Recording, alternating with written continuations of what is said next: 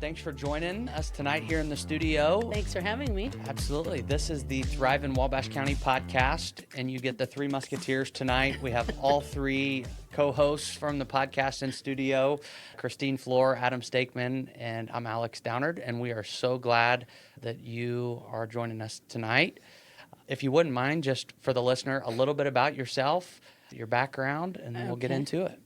All right. Diane, and my maiden name was McVicker. I was born and raised in Wabash, and I married a born and raised in Wabash guy. We ran the sweet shop for the last 10 years it was open.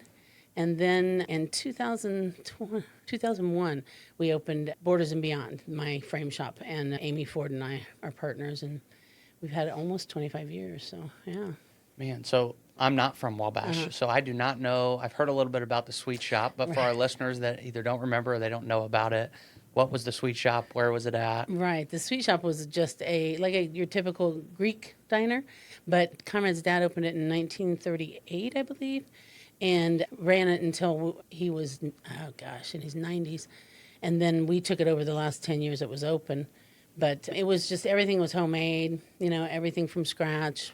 It was open, and originally, a long time ago, it was open in the evenings because people would go to the movies, and they also had the little jukebox at each table and stuff like that. Yeah. And his grandpa used to make candy, hand-dipped candies there and stuff, so it was really a popular place.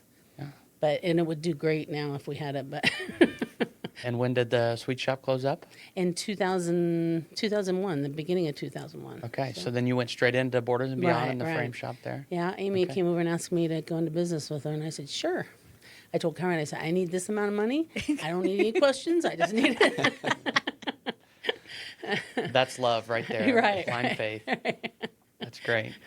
Very good. And so do you live in Wabash then? We live out in the country, just a couple miles out south of town. Mm-hmm. Been out there for 40 years. Okay, very good. And tonight, the main topic of the conversation is going to be the animal shelter, Wabash County Animal Shelter. Right. And so if you wouldn't mind, before we get into the details about the animal shelter, there's a lot of really, really good organizations in Wabash County that all need volunteers and committed board members and committee members. Right. And so just for the listeners, why the animal shelter, or where your heart is with animals being the cause and what you choose to spend your time with. Yeah. So I started at the animal shelter last year. I've been with them probably a little over a year now. And so now I'm the board president, and it's just the more I'm out there, I've never been to a busier place. It's busy all the time. The phone just rings off the hook. I mean, there's animals in need all over the place, and people want to surrender and want us to pick up this dog and that cat. And we can only take in so many animals because we only have so many kennels and so many cages, and we spread them out as much as we can, but it's a very difficult decision sometimes, telling people that you can't take an animal, and people get upset, but it's just, we put them on a waiting list. If they want to surrender a dog or something, we put them on a waiting list, but it's a hard thing to do. But I wish more people would come out and experience the animal shelter, because I really wasn't involved with it before I got on the board, and it's really interesting. And I wish I would have been involved years and years ago, because I would have helped out more. It's very fulfilling when you see these animals come in and we get them healthy and we get them adopted, so it's a very, very fulfilling job. So. Rescue animals, though, are in your heart, aren't they, Diane? Yeah. I mean, you and Conrad have had pets all your time here and have been saving animals for years and years. And so that's just a natural part of compassion for you, isn't it? Yeah, I think when we moved out in the country, I think somebody said, Diane and Conrad are out there, drop off your animals. They'll keep them. I know. They will turn Just no drop pets them off. away. Yeah. In fact, one time I was sitting, before we added on to the house, I was sitting in our old living room and looking out south towards on our lawn, and I see my cat with another cat, telling this cat, I can tell, he's like, come up here, it's golden. They feed you, they take you to the vet. 3 squares a day. Right. So is that still what you do when you get calls at the animal shelter and you guys have a waiting list? Do you still just send them out, have everybody take them out to your house? No, don't put that out there. Don't publicize our address, please. No.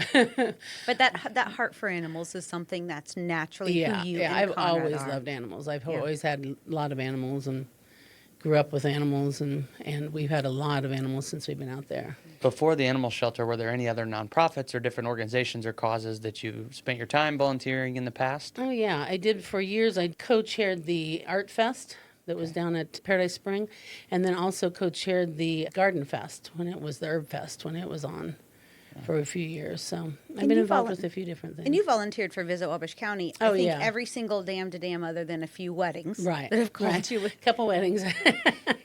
I volunteer as much as I can, for places that need it. That's another thing, like you were talking about, people fighting for volunteers. That is always an ongoing thing, and we could use volunteers all the time to help with things, even just to come out and walk a dog or play with the cats or something, because they all need socialized before they get adopted. So, and it's hard when you've got minimum employees and they're working hard doing the job, and the animals still need to be socialized and get to know people and, be familiar with people. Mm-hmm. And so every Tuesday, or I haven't, not every Tuesday, but last year I took dogs down on Tuesdays when I work all day by myself at the store, and I call it Adopt a Dog Tuesday. And I got 6 dogs adopted last year by doing that. I go live on Facebook, and I tell people to come down, and I walk the dog all around town, and it was really fun.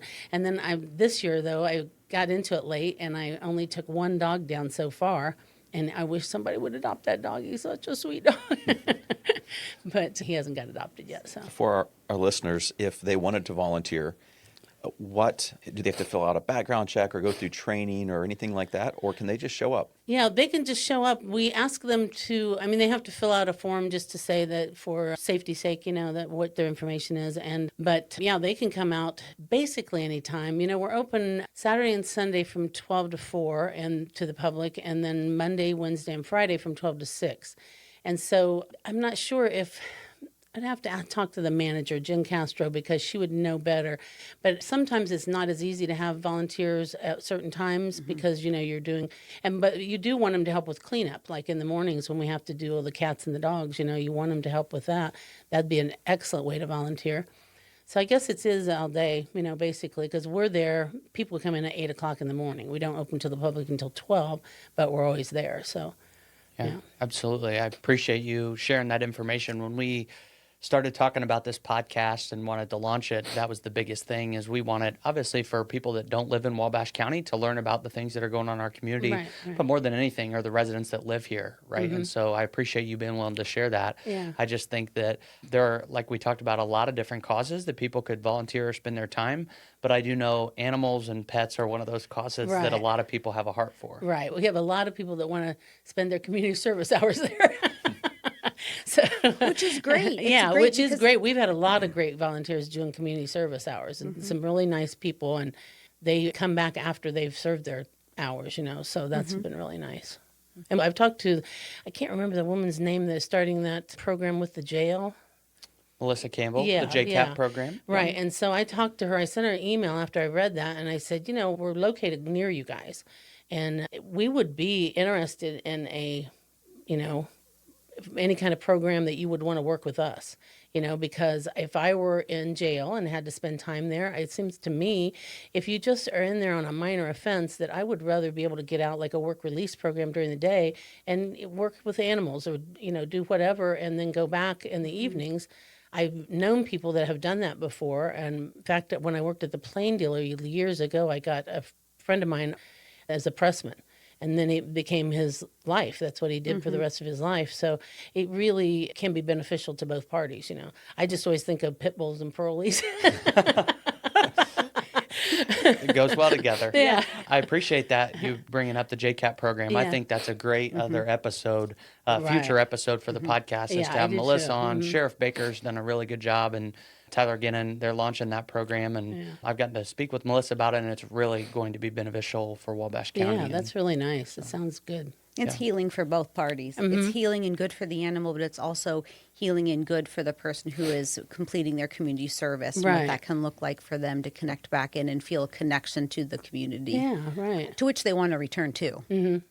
Diane, you have a great heart for service. That's just naturally who you are. And being at the animal shelter is rewarding, but also can be really heavy and really hard, not only when it comes to decisions with animals, but when you came into this organization, it had been under scrutiny for years. Right. And nonprofits themselves, it seems as though once a nonprofit falls under the public scrutiny, it is super hard to shake, even though new leadership is folded in, new practices, policies, procedures are folded in. Sometimes it's really hard for the public to get over some of the past. And I know that you and other board members and the staff have really dedicated a tremendous amount of time to wanting to reframe and reshape the Wabash County Animal Shelter.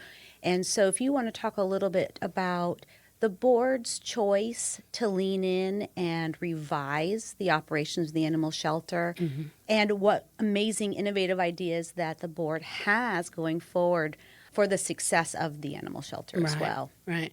Yeah, it wasn't in a good place when I first got involved with it. And like you said, there were things hanging over it that had never been resolved, and people kind of hold on to that stuff, and won't let go.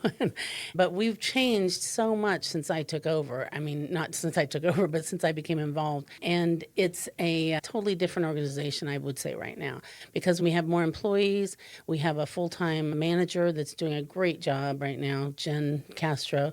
And the board members, we've added 2 or 3. We're still looking for more board members. That's a real tricky thing to do, too, because our board members tend to be a little more active, like to come into the shelter and help out.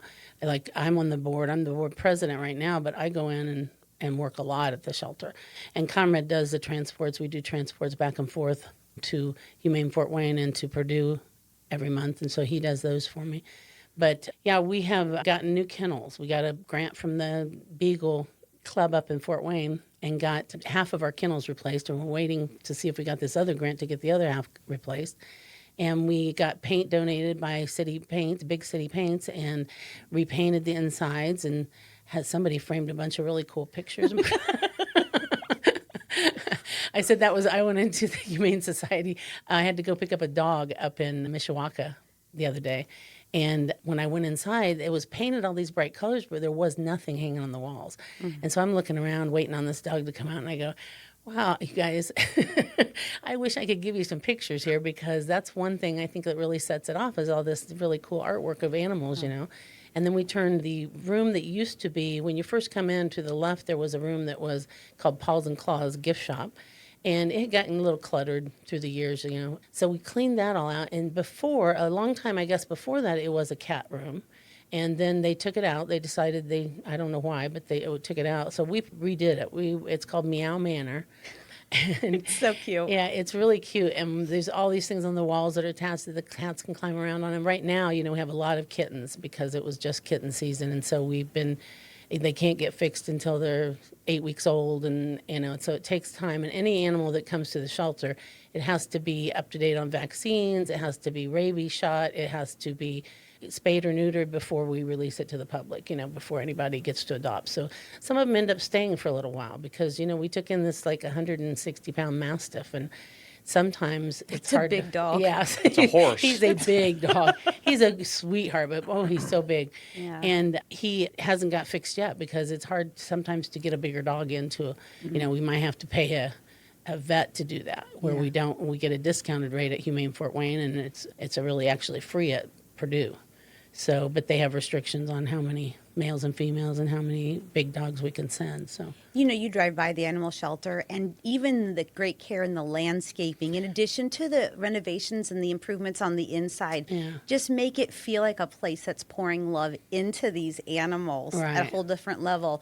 And I know that not only were you working on some of those cosmetic needs, the new kennels, et cetera, but you were quite aware that there were questions about the financial status of the organization when you joined the board. And I can remember you being super transparent and saying, we're going to dig into the financials of this organization, and we are going to be transparent with the full board of directors and staff and create a very realistic and coded professional budget for operations, and you're going to hold your staff to working within that budget. And I know that's been something that you and that executive committee and that executive board have dedicated, in addition to all your in-house volunteer hours, but a lot of time professionalizing the organization, correct? Right, correct. I spent a lot of time going through the QuickBooks. In fact, I got us QuickBooks Online because we were just on a desktop, and it's so much easier when it's online. And we actually did an audit it was just for the last year, for 2024. That people were complaining about supposedly things that had happened 3 or 4 years ago. Well, I don't have any control over that. I wasn't Right. there. What's done has been done, and I didn't see any evidence of anything being done, and neither did the audit people. There are different ways, procedures that maybe we needed to do differently, but and that came down to sometimes we just don't have enough employees. There's only a couple people in the office, and they want to have these checks for all these different things. Well, we can do it with 2 people, but we can't do it with a third. And so that was a difficult thing, but we've been working through that. I'm working with the DWD audit people up in Fort Wayne, and they've done a great job. And so we just got that audit back, and we're going to meet with the county council the 21st and go to their meeting and make a presentation to them, because they were the ones that were asking for that, and maybe they'll reinstate our funding. Well, that's the proactive approach, and it's hard. Digging through old financials or the most recent year worth of financials, Right. and making sure that a professional audit is conducted, hiring an actual accountant to take care of some of those accounts payable and receivables, and that checks and balances Right. is something that you don't know how it was done in the past. You have no accusations from the prior. Right. You didn't have any red flags necessarily. However, Right. from the moment you stepped into your volunteer role, going forward, you were going to operate under the best practices that Right. are out there. Right. I have no problem. I had told the board before, I said, I want to operate this so it's open to the public. So if somebody wants to come in and see our books, they can see our books. They can see where that money goes. I don't care. We're not wasting it. It's every penny goes towards the animals. It's not like used up for pizza parties or anything. We're not doing anything like that. And I don't see anything in the past that it was done differently. In fact, the former manager cut his salary, still worked, but cut his salary down to hardly anything. To help and cover. Still worked, to help cover it, because they lost funding from the county. And so, it was, and he kept really, really good records. So when I did that audit, I had, I could get from July through December of last year, because I was there and I was helping with the transitioning and stuff. But the rest of it I had to depend on his records, and I found, I would say probably 98% of the stuff. There were a couple old bills that they wanted that were on, I don't know, something, and they wanted those receipts, and I didn't have them. But Those being the auditor. Right. But Yeah. you had 98% of those Right, records. You right. could provide them. Yeah. Great. Yeah. That's wonderful. How expensive is it? You talked about you're not throwing pizza parties. So what are you spending all this grant funds? Because you Mink coats. Yeah, it's all for, like I said, it's all for the animals. The care, the vet bills. But people don't understand No. what that expense looks like. Could you kind of drill that down a little bit, like using a cat or a dog that has to be either spayed, neutered, Right. up to date on shots and care to get them ready to be adoptable? Right. Every animal that comes in that has to be spayed and have its vaccines and everything, we spend approximately, I would say, $125 per animal just on those things, not including the food and the upkeep and, taking care of them day to day, the employees that you need to take care of them. So it is a very expensive thing, and people don't quite understand that. And plus, we have all the expenses of when we take in a cat or a dog that's been hit by a car. And, we get called to do that, so we come and get them, and we're what's considered a no-kill. It doesn't mean we don't ever euthanize, but it's only in cases of severe injury, or like one time we had to euthanize a dog because it had multiple bites. And what do? Then you can't adopt it out. It can't live in the shelter the rest of its life. So it was just a humane way to deal with the problem, But we don't. People are still under the assumption that we euthanize them. We don't. We're considered a no-kill because our percentage is so low. So, but it's a lot. It's very expensive work. All the vaccines, we pay really a lot of money for vaccines that we give, and we try to do as much as we can in-house, but we don't have a vet tech right now full-time, so that's one thing we need, and everything's expensive, these days. So You had mentioned earlier that you don't have room for every animal that's out there on the street. What goes into that decision of whether you're going to be able to bring an animal in or not? Yeah. So we have 2 ACO officers, thanks for the city, because they gave us money for that. And we have an ACO vehicle. What is ACO? Oh, animal control officer. Okay, Sorry, that's what I thought. Sorry. And so our criteria on that, of course, picking up a stray, when we get an ACO call from the dispatch, that's our priority. People that want to surrender animals, we ask them if we have room, we'll take them. But if we don't have room, we put them on a list. And then we try to go through that list as quickly as we can. But it's very rarely that we have any empty kennels, because we're constantly people bringing in dogs, or we try not to take those. But what do you say when they stand there with a dog? And, some people just say, well, I'm just going to let it loose out here. And, okay. I know. Yeah, you just have no room for it. Yeah, I know. 'cause We had 24 dogs a couple weeks ago. We had 24 dogs. We have 15 kennels. And so we had 2 in crates in the offices, 2 in each office. We had 2 in the visitors' room. We had 2 dogs in the cats' room in crates. I mean, they were all over the place. Thank goodness, some people have come in and adopted. We've done a lot of adoptions lately. And then we have a couple of sources we always try to breed specific rescues. Like if we have a husky and that's not getting adopted, we try to go through husky rescues or pit bull rescues or chihuahua rescues, and sometimes they'll come in and pull them. We had I can't remember the name of that dog, and a border collie, border collie, and I called a rescue, and they came in and pulled him. So it was really nice. They just have to sign papers. They know nothing is charged either way, and that dog goes to a good home of somebody that is familiar with that breed of dog. But then earlier you mentioned about going up to Mishawaka to pick up an animal. I believe you said a dog. So what's that relationship like? Why are we bringing dogs here from Mishawaka? Okay, so Mishawaka called us because every dog or cat that leaves our facility has a chip in it, a microchip. And so they found this dog. It was brought in. It wasn't in real good shape, I guess, when they got him in. But the chip was ours. And we have a policy that if a dog or cat is chipped to us, we will take it back. And if we can't find the owner, then we'll get it healthy and adopt it out again. So that's what we did with DJ. And I saw just today they put him up for adoption because he's a super nice dog because he's already fixed, up to date on his vaccines. He just needed some flea treatment and stuff. And he rode my front seat on the way back. Really cool dog. But that's what we do. That's part of our policy that we just accept back whatever we have given out so that we don't leave our animals out there, hanging on. Diane, it's been weighing on me over here, so I have to come clean that I am not a dog or a pet person, Right. but appreciate all that you all are doing. And it's clear at the Community Foundation, we work with a lot of different nonprofit organizations in the county, and we talk about their boards as being governing boards or working boards. And from the sounds of it, you all are at least in the season of very much so being a working Right, board, very much right? so. And going to pick up dogs Right. and all of those things. And I think it's important that our listeners hear that, Yeah. that in the tough financial times that you all, yourself, Right. your husband, and then the other board members have stepped up to do that. Yeah, because if we can do that, we save ourselves money, so we're not paying one of our employees that would have had to drive up there an hour and a half and then an hour and a half back, or to drive to Purdue to get animals spayed and neutered.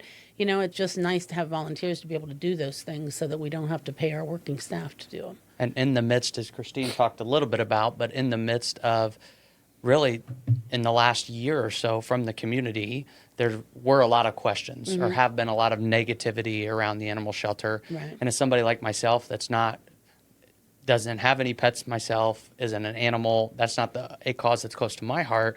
I've just been on the outskirts of it, right? And tried to follow as best I could what all the negative energy around the animal Right. shelter was. Right. What was the public perception that was out there? I mean, I know we talked a little bit about it, but for those listeners that may have seen some of that negative online that was true, false, what were some of those accusations? Right. Well, some of them were mishandling of funds from years ago.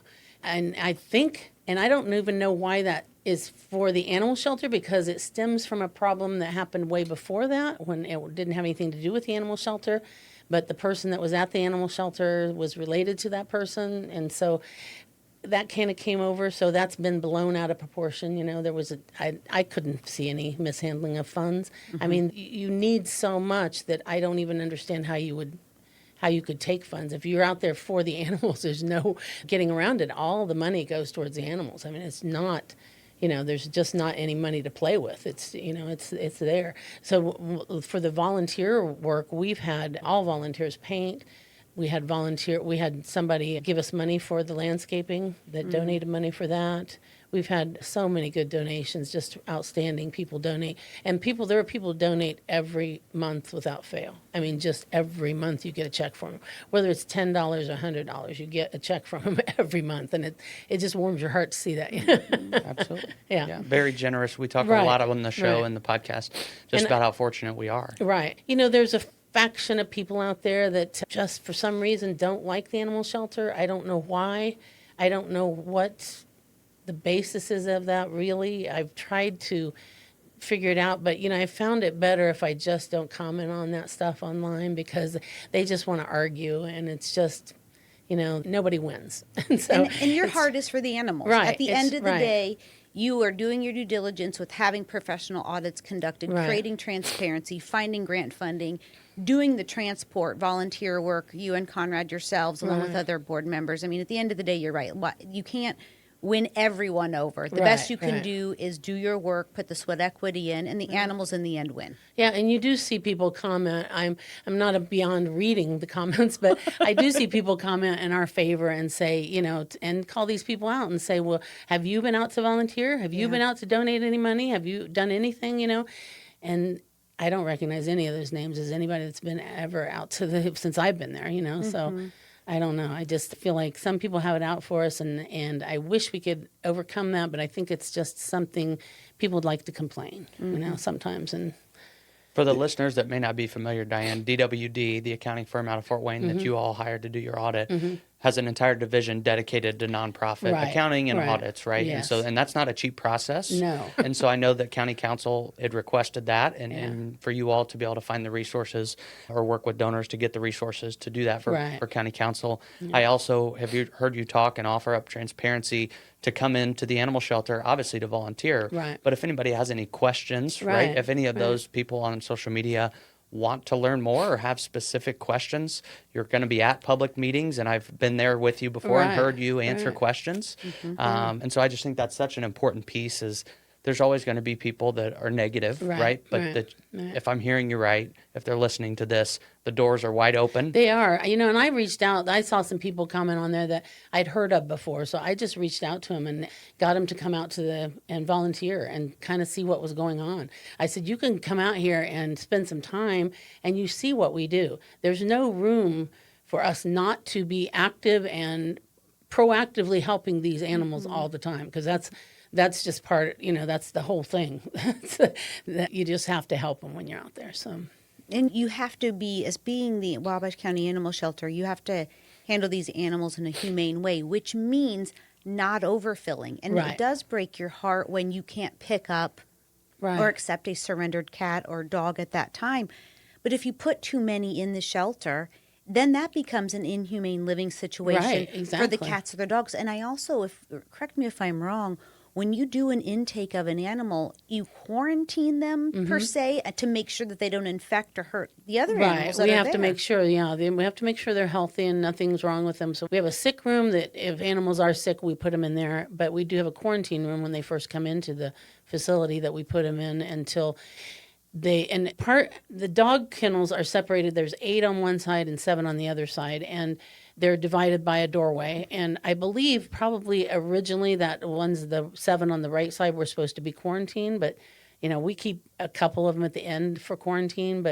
And kennels are a little different because they're a little further, there's walls between them, so they're not really in contact with each other. But we just don't have the room to do that. We do for the cats. We can quarantine cats up to a point, but it's really important to do that, because you don't want to, if they come in with a bad disease or something, you don't want to, that can spread through the shelter like crazy. So you've got to really be careful about that. And your protocol for wearing gloves and hand sanitizers, anybody that enters and comes back into the back to volunteer or to look at cats or dogs, they have to sanitize their hands. They have to just make sure that things are taken care of so that we don't pass around diseases. It can happen really easily in that situation.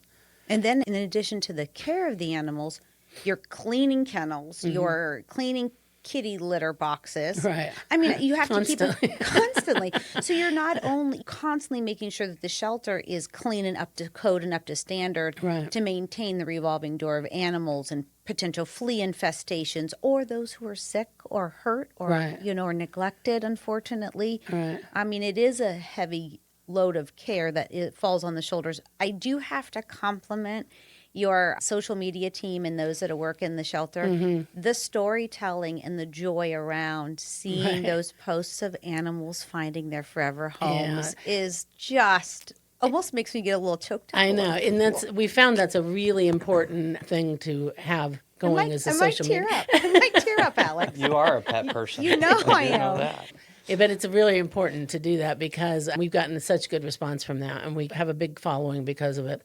And Jen Castro, as I mentioned before, the manager, she does a lot of that. Savannah, who's one of our ACO officers, she does a lot of that. We had another employee, Caitlin, who used to do some, but it's very interesting and I've done some myself, but you just have to make up stories for these animals. And sometimes the funnier and the lightheartedness, has to go a long way. So to try to get people to like these animals so that we can get them adopted. Well, it's marketing your Right. not only marketing your service because you'll also do clipping. You'll clip nails. Right. People can come in and do those services, but you've got to get these pets connected and have a story for them to connect with somebody else. Right. And we try to. One of the important things too are our two ACO officers do testing for the animals. So every dog has to be tested with cats.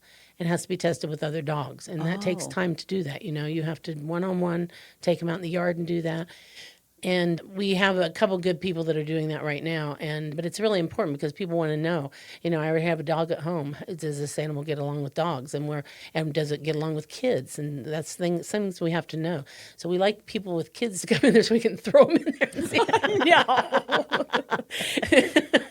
It didn't attack your kids. So it's okay for everybody else. Do you try with kids first or with other dogs and other cats Dogs first? and cats Okay, first, yeah, then yeah. kids. Got it. If they graduate dogs and Right, cats, right. then they get the kids. Okay. And you can generally tell if they're going to be, some dogs, particularly dogs, do better with older kids than younger kids. Younger kids can be a little too, and dogs can be very reactive when they're coming out of the animal shelter situation because they've been in a 4x6 kennel for possibly months.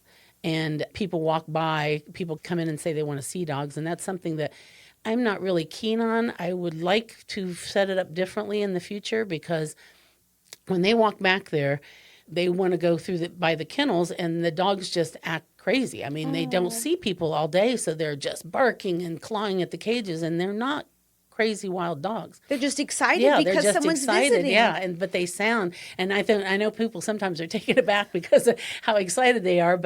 And I don't think it's good for the dogs to do that. I would love to have like a one-way mirror in front of it so that people Yes. could see what the dogs look like and then say, I'd like to meet that dog or I'd like to meet that dog. And then we can take the dogs out one by one to the yard or to our visiting room, and they can get familiar with that animal in that way. And it's a lot less stressful for the dogs. So that's... And I also saw, and I got teared up by this one too. You have a senior dog who has cancer, and you do senior adoptions and Right. kind of hospice care for these older dogs. Right. And you try to find a place for a family that will just love on them until their Right. end of, they Yeah, cross and we that will rainbow take bridge. care of all the expenses, the vet bills, the food. We will help them with anything we can to get a home for these dogs because they deserve it in their last few years. Who knows what they've been through in their life, so yeah. Cherry, I think, is who you're talking about. It's yeah. Cherry. Yeah, it's Cherry. She And got she came in and cancer. she was kind of a mean dog when we took her in, but she came from a really bad situation and tried to bite one of the caretakers, But then once she was in a crate in the office, and once she got to kind of hang out with us, just the sweetest thing you could want to feel be. secure. Yeah, she just was scared and just, it's a hard situation when they come in, especially I feel bad for the dogs that have been surrendered because they've been in a loving home supposedly for however long, and then they surrender them. And there's different reasons why people surrender dogs, and I understand that dogs are cats. And I understand that, but it just always breaks my heart every time I see a dog come in because we had one that this gentleman was not able to take care of his dog anymore and had to turn him in. And this dog is the greatest dog ever. If I didn't have 2 dogs already of my own, and my husband wasn't sitting over there. The Morris Animal Shelter is back That's right, open. I know. We have like 7 acres and we have a big barn. Yeah, Conrad. Yeah. Gosh. So, People ask also that we have a feral cat problem in Wabash County. Right. And I know my neighborhood is riddled with feral cats, and it's this big hot topic. And you don't have all the answers, and it's Right. not our opinion. It's not up to us whether they feed them or don't feed them, and care for them and flea them and all that stuff. But you aren't. Correct me if I'm wrong. The Wabash County Animal Shelter doesn't go out, spay and neuter, and then release. Your responsibility is once you get an animal into your care is to find a home for it, correct? well, not necessarily. Okay. We do have a TNR, which is trap, neuter, release. Okay. And people can trap cats that are feral because once these cats are feral, and we have to take them to the Humane Fort Wayne or to Purdue in a live trap. They can't be removed from that trap if they're feral because they can't be trusted and you can't get a hold of them. And so they treat them in that cage, and probably haven't seen it happen, but I'm sure they knock them out, sedate them in the cage, and then they take them out and So do they the don't hurt surgery. themselves. Right. Yeah. Right. And so then they clip their ear. They put a notch in their ear, and they get a 3-year rabies shot, and they get their vaccines, and then the people come and pick them up, and then they can release them back into their society wherever they came from, which is what like Furry Fix did with all those cats Yeah. down at the river, because they'll eventually die out, but at least they'll be healthy because they're spreading disease and Yes. they're getting pregnant and they're spreading disease like horrible. And we see that a lot, So And flea infestation in public areas is what you'll see sometimes from those feral cats. So Right. you mentioned Furry Fix. Yes, they're another great local nonprofit Right, that right. does the catch and release. I didn't realize the animal shelter offered that as well. And you call that TNR, TNR. trap, neuter, release. And we try to take in as many as we can, but it's kind of a hard situation because people are calling constantly wanting to bring, especially during kitten season, a whole litter of cats. We found this litter of cats, our kittens, and we need to get them in there. And so we take in as many as we can. I mean, at one point we had 60-some kittens in there, and it was just crazy. And it takes time to feed all them, to do everything we need to do, take care of them. And so when these spay and neuter trips that we have, we can only take a maximum of sometimes like 15 animals. So, and you can only take half female and half male usually. And so we have to ration them out to get them, we have to fulfill these and get them fixed. And so if we come up with spare, like maybe sometimes the kittens aren't ready, so we won't have any kittens to go, and so we'll have a few openings, and we have a waiting list. So if people have feral cat problems and they have to trap them. But you can, and we ask for a $40 deposit for our live traps because we've lost so many of them. And they're expensive. Yeah, they're expensive, and people kind of threw a fit about that, but you get the money back. We're just holding it until you bring the cage back. That's all we want is the cage back. So you'll provide a trap if someone lives in the county and says, Yeah. look, I've got feral cats and I don't have a live trap. You'll provide that. You just ask for that deposit so you get your trap. Right. Yeah. Yeah, and they bring them in. Sounds and, fair. Yeah, and then we put them through. And we get it's a package that you get for feral cats. And they're called community cats. And it's a little bit of a discount because they kind of throw in the 3-year rabies and the vaccines and a flea treatment. We give them flea treatments. But, yeah, they throw in that Humane Fort Wayne for us and give it to us under one price. So it's a little bit better. And so, how much does that cost if you're sending 15 cats or kittens up to Fort Wayne? Yeah, we spend anywhere between $2,000 and $4,000 a month for spays and neuters and vaccines and. Wow. It's expensive. It's Sure. Usually it's for a spay. It's a little more expensive for a spay than it is a neuter. But a spay, cat or dog, depending on the size, averages about $80 to get them spayed, which is a good discount off of a regular vet. For sure. Yeah, and then you pay a little bit more to get the rabies shot. And we can chip them ourselves. We do the microchip ourselves. We can give them vaccines ourselves. So we try to save money that way and just buy those vaccines in bulk and give them to them. But yeah, it's expensive. And so when you take them up there, you take a lot of them. And thank goodness for Purdue because they give us, and we communicate. We have an ongoing chat with these Purdue vets.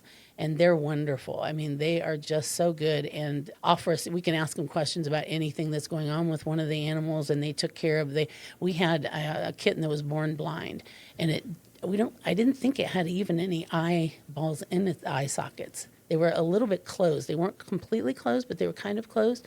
And so we contacted the vet, sent him pictures and at Purdue, and he said what we needed to do was when they perform that, I can't remember the name of that procedure, it's a long name, and but they essentially just remove anything that's in the eye socket, and then they sew the eye socket closed, the eyelids closed, because it's going to be blind anyway. And so we got that kitten back, and it had a cone on it, and it was just so pitiful, but it was so sweet. And it loves to be picked up and held, and probably will be adopted really quickly because people love to adopt handicapped animals. If it's got 3 legs, they're on it.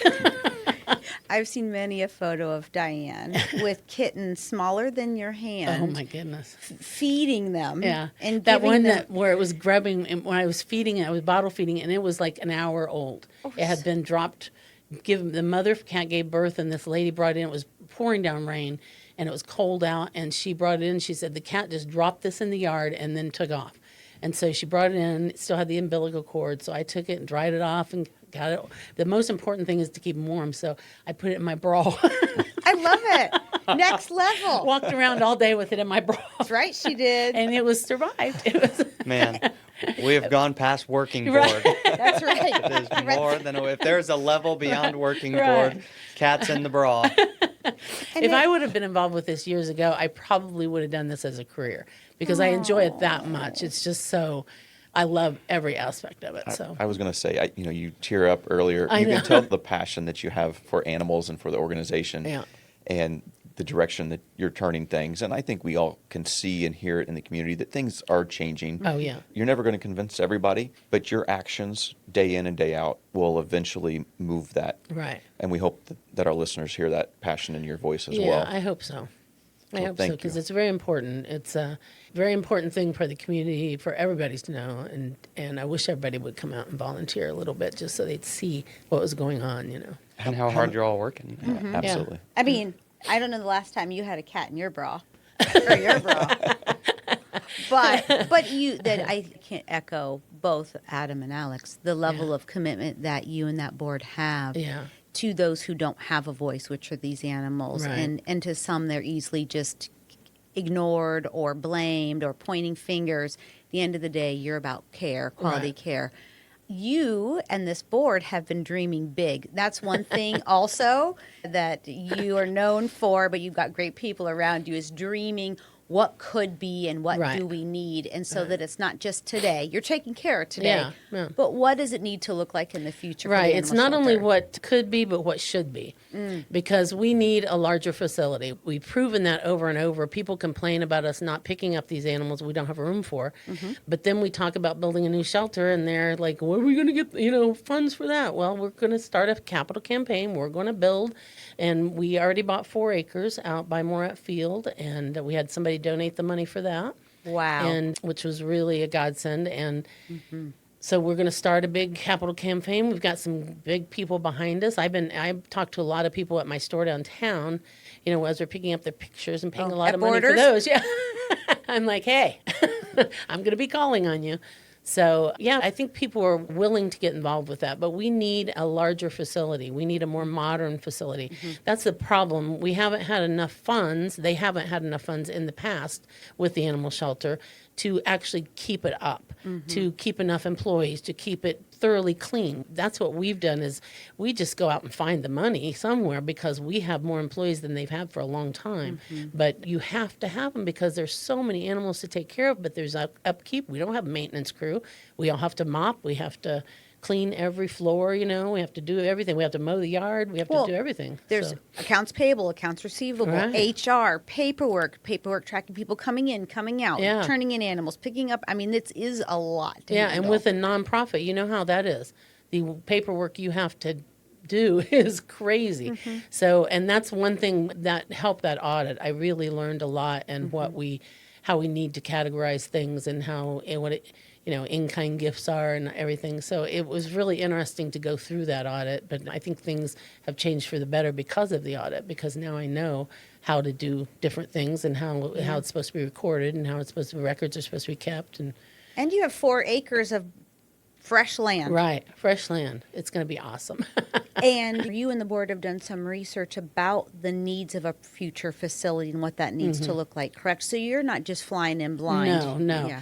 No, I've put a lot of effort into this, and we're working with a company called Shelter Planners of America who do this for a living. And they're going to come down in the next couple of weeks, and we just signed a contract with them. And they will do a preliminary site plan. Yeah, they'll do a site plan, but they're going to go through our shelter, like every bit of our shelter, and see exactly what we're lacking. And because they wanted to know, do you want to just build onto yours, or do you want to just build a new one? And I said, I think we need a new one because we wanted our own land. We're on county land right now, and there's a big controversy about that, and we don't have a lot of room to expand there. We're pretty landlocked because there's things on each side of us. Because your property currently butts up to the county highway department, Right, and they right. need that space as well. So Yeah. you're a little bit limited, and then it frees back up this county property then to be used how the county might Right, need it for their right. future plans, and then it gets you into a facility that meets your future needs. Right. So, yeah, because another part of it is the educational quality. I think that we could do tons within the community for education or dog training or things like that. That's what I'm really looking into for this new facility. So we need a room for that. We went up and toured Humane Fort Wayne when they first opened their new facility. And Jessica Henry, Mayor Henry's sister, was in charge of that. She's the executive director up there, and she's so sweet. And they have a 13,000 square foot building, and they had a They have a 25,000 square foot building, a $13 million budget for that. Oh, And I said, my we don't need anything near that. So we're good on that. But, Yeah. to have a 10,000 square foot building would be ideal, would be nice. And, a lot of it, you just have to have a lot of room for animals and to house them correctly, and for dogs, for them to have a space to go outside. And each one, because you can't let all the dogs out together, some of them don't get along with other dogs or whatever. And so you have to have kennel runs and, it just needs so much. We just need so much to give the animals. So. Well, you told me too that we don't think about this, but food storage for cats and dogs Right. has to be kept in airtight. You Yeah. get flats and flats of bags of dog food, and all of a sudden, your every raccoon, mouse, Right, everything's critter's coming out, yeah. best friend wants Yeah. to come for a snack. Yeah, when I first got involved, they had a very bad mouse problem. And so we had them, they replaced all the tiles in the ceiling. First we worked on the mouse problem. We got traps and poison and all that stuff out there. And we hired Matt King to come in with the wildlife stuff. And we got the mouse problem under control. We had to move the food where the food was stored. It couldn't be just sitting on the garage floor. We had to have it, like we have a walk-in cooler that we don't use anymore that's not plugged in, but it's airtight. So we stack all the dog food in there and keep it closed all the time. We bought a trailer that is sealed, and we keep all the cat food in there right now because the garage is just full of stuff. We had that one post that went viral on Blue Sky Social, and oh my gosh, we got so many donations. We had so much, or we still do, so much litter, cat litter, which we use a ton of, but we have so much, and thank goodness that's something that doesn't go bad. When the heck did you guys have a mice problem with so many cats? I know. Oh, That's what I said. God, That's 60 bad. some odd That was cats. that was what I was thinking when I first got involved. I thought, why don't we just turn a few of these cats loose in here? Yeah. But then you can't stop them from going out the door, Man. I asked the same question too. Yeah. I was like, Diane, don't you have natural mousers? If there's any place Yeah. in the county that shouldn't have a mouse I know, problem, I it know. should be. But it doesn't sound conducive to have all this food in different stores. It's working now. Right. But it doesn't make operations smooth for the No. staff and for the volunteers who are coming in. They're running in between containers and those Yeah. kind of things. So the future looks super bright. Right. It's going to be bright. It looks really good right now. So it's going to take a year or two to get those funds raised to build new, and starting to work on that probably in the near future. Do you have a goal for nothing hard? Do you have a goal? Is it a year? Is it 2 years when you'd like to? I would say it'd probably be 2 years. Okay. Yeah, before we'll break ground and start to build. I would like for it to be sooner, but it depends on how the funding goes. So we just have to get out there and get started on it. So I've got some good people working with me. I'm figuring out how to do it because I've never done this before. I've never had to raise this much money before. And Amy's like, "You can do it. I know you can do it." This animal shelter project with, having the new facility sounds and reminds me of so many other things in this community where the community comes together. When you put the right leadership, the passion in a project, whether that's Daniel's Place or it's the Charlie Creek Inn or the Eagles Theater or the museum, Right. this community will see it through. Right. I believe so. I believe in that. We have so many people that love animals in this town that that they're going to get involved and they're going to give some money. They are, because it's just a big need in this community, and I just know people care about it. I just know they do. So Absolutely. And we talked earlier about the need for volunteers, but for people that maybe they can't get down there, physically they can't Right. get down there, or they're working full-time jobs, what is another need that they could help you out with other than money for this Right. new capital campaign? Yeah, we always have a list of what we need that we use so much of. We use tons of bleach. We use tons of Fabuloso, which is a cleaning product. We have cat food and dog food. We're always asking for donations on those. A lot of people bring us towels and blankets and stuff because we use those in all the things. One of the things is our laundry bill is so high right now because we have to wash all these things. They come out of the cages almost daily, and because you have to refresh everything every day, and we only have one washer and one dryer. And so we made a deal with the new laundromat that opened, and they are doing part of our laundry, but it's still so pricey, and we're spending a lot on laundry. And it was a lot worse during the winter because, it's a lot dirtier for the animals, the dogs coming in and out of their cages. But we just have a ton of laundry. But yeah, so I wouldn't have thought of that, though. Yeah. I would not have thought of the laundry as an expense, but you're right. I know. When we went to UMaine and Fort Wayne and looked at their facility, they have a laundry room that has, I either have 2 or 3 large commercial washers and then a few dryers, which makes sense. That's what you need for that situation. You need at least 2 larger commercial washers because you have so much laundry. I never would have thought that either.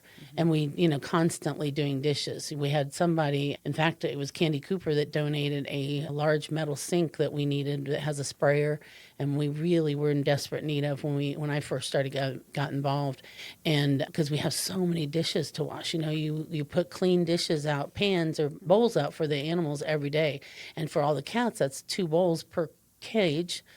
Dogs, 2 bowls for a cage. And so you have to wash all those. And it's just a tremendous amount of dishes and laundry every day. And that's just to open. Yeah. That's just to open the doors and turn the lights on. Right. I know that you have a tremendous relationship with J&K, Mega Pet. They really have walked alongside of the Wabash County Animal Shelter, and I'm sure that they're excited to see what this next facility can look like. Yeah, I think so. They've been so generous to us. And we have a lot of animals or a lot of cats adopted through them because they have those facility in their back of their facility where they can adopt out animals. And they're so good to us. They gave us, when we were doing the Meow Manor. It's so cute. That Meow Manor is the cutest darn thing. And Jen let us buy things just at cost for that. So it was just so sweet of them. And they're always there to offer help or to do whatever. So they promote us a lot. So we Goes back to appreciate that spirit, Adam, that we talk about, and Alex, often what makes Wabash County so different. It is that spirit of collaboration the majority of the time. Right. We know that there are going to be people who differ to agree, and that's their choice. But the majority really do look for ways to lean in and support in such a meaningful way. Yeah. Yeah, they see the big picture that if there are pet owners in our community who have adopted the pet, where are they going to buy their supplies? Right. They're going to go to J&K. So Right. together, we're more powerful. Yes, yes. Yeah, J&K is a great help to us. They're just amazing. So As you start to raise money for this new building, is there a GoFundMe or is there some sort of a capital campaign that people can look for specifically or that we can include in our show notes? for well, there people to go will to? be. There Okay. will be eventually. There's not yet. I still have to meet with the Shelter Planners of America, so we have to get an idea, and we'll find out how many square feet we actually want to have. Then they'll do a draw up of the building of the facility, and we'll have to go through a phase on that and to see what we need. So we have to do those things before we can actually start the capital campaign, so we know what we're getting it for. We can't go to people and say, well, we think we want. So it would be better just to have everything laid out so that people would be agreeable to it. I think people when they see what you're going to actually use it for and what it's going to facilitate, I think they're more apt to give. So, Yeah. I can't thank you enough, and the staff and the board.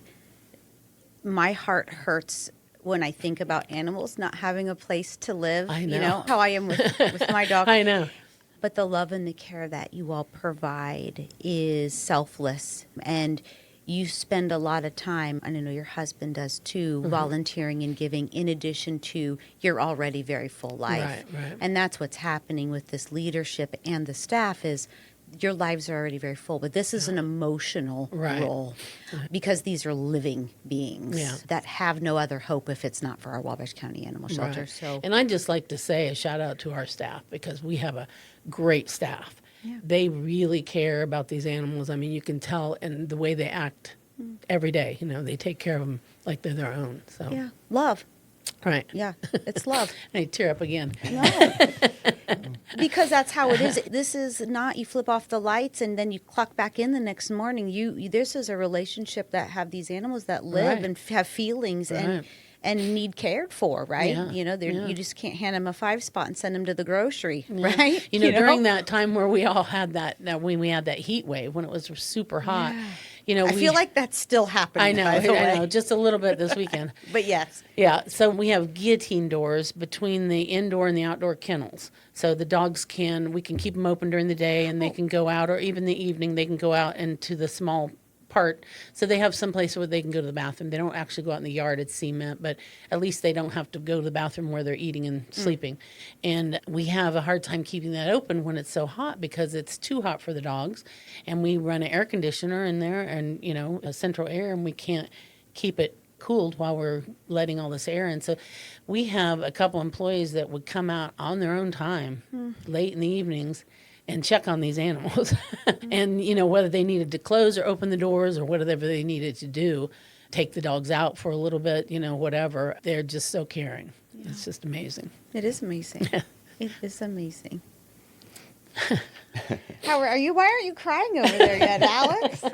I mean, have I cried enough for you? I think so. Okay. I think so, and I will just echo Christine's sentiments and just thank you for pouring into this community. And while animals may not be everybody's thing, which may be why I'm not crying, I really do. I know. And I've, through this interview, have gained an appreciation just for the work that you're doing, the rest of the board leading, the staff, and how you all are pouring into something. Again, even through a time where there's this negativity, you all continue to lean in and pour in to make it better in the future. And I'm just so excited to hear you talk about the future plans for the facility and the next chapter for the animal shelter. Yeah, we're excited. It'll be really, really exciting for the community. And so just thank you for everything you're doing. I think the shelter should be something that communities are proud of.